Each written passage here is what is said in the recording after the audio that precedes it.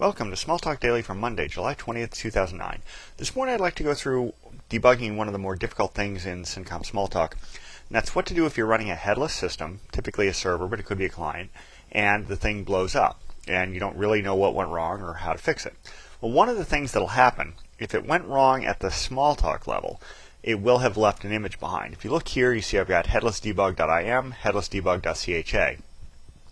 Generally, if you threw an exception in your image and it wasn't caught, the default behavior of a headless system, unless you went and changed it, would be to save this image and quit. Then what you can do is you can start your image up. So I'm going to start headlessdebug.im, and we're just going to bring this up. Now this is a web velocity image, so it's going to not find its sources, so I'm going to close all these windows, and typically this is what's going to happen. A whole bunch of source windows will not be found because you're running an image probably outside of its normal environment. But what you can do is this. I'm going to go here to System, open a workspace, and then what I'm going to do is I'm going to go find headless image default. I'm going to inspect that, and it turns out that inside the headless image default, it's a sole instance of something that handles situations where headless image runs into trouble. And you can find in here suspended processes. This is the process that was running when this thing ran into trouble. Now this came up a couple days ago when I was deploying a new web velocity application on our server, and it blew up on me. Now I didn't know how or why, so I went in here and dropped in there. Now it turns out I'm looking at the process itself.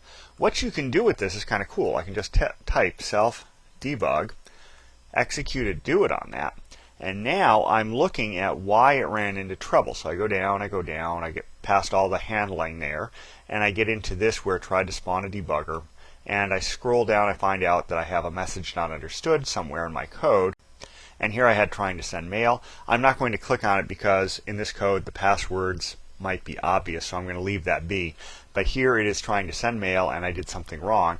If I clicked through this, I could figure out what it did wrong, and then I could go right to the point of the error, and in this case I'm going right to the point where I'm sending the mail, and then I could fix the code, put the patch on the server, and I'd be good to go. So this is something you may not have known you're able to do.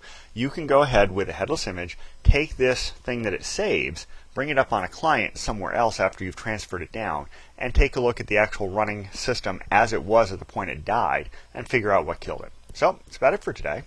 Until next time, have fun with Smalltalk.